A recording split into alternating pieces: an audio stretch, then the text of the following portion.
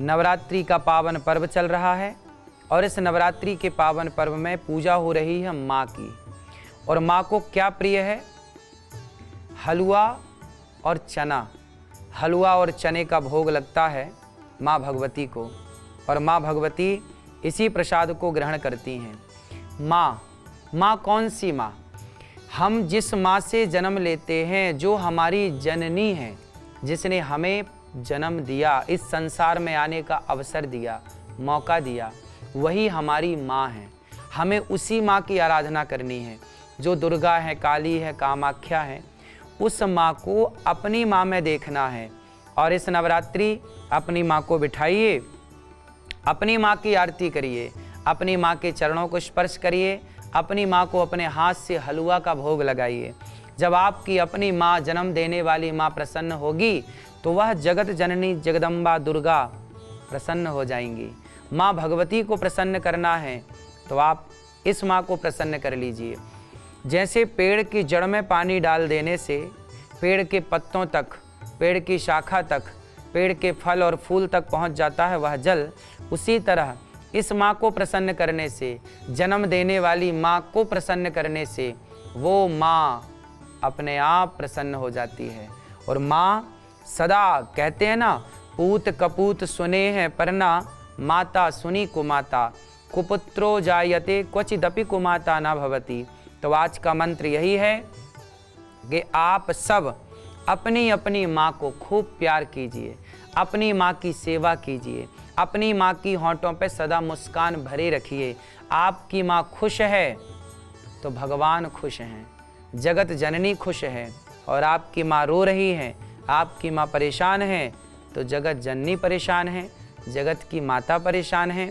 तो आपके लिए आज यही ये दास अनिरुद्ध की ओर से कि आप सब अपनी अपनी माँ का खूब ख्याल रखें और किसी भी माँ को वृद्धाश्रम ना जाना पड़े, ऐसी कोशिश करें। पैसे से गाड़ी, बंगला, मोबाइल इत्यादि तो आते हैं, पर पैसे से दुआएं भी आती हैं। यदि आप दुआएं लेना चाहें तो समाज की जीव मात्र की सेवा करें और दुआओं को प्राप्त करें। माँ क्या करती है? हर बच्चे की, छोटा बच्चा होता है, उसकी तेल मालिश करके, उसका मलमूत्र साफ करके एक माँ उस बच्चे को अपने गले से लगाती है। रात को यदि बच्चा रोता है तो माँ जाग करके उस बच्चे को सुलाती है। अपनी नींद की बलिदान, अपनी नींद की कुर्बानी दे देती है बच्चों की खुशी के लिए। तू सो जा, मैं जागूंगी तेरे लिए। ऐसा त्याग, ऐसा बलिदान एक माँ का हो सकता है। इसलिए उस माँ का अब ऋण चुकाने का वक्त आया है।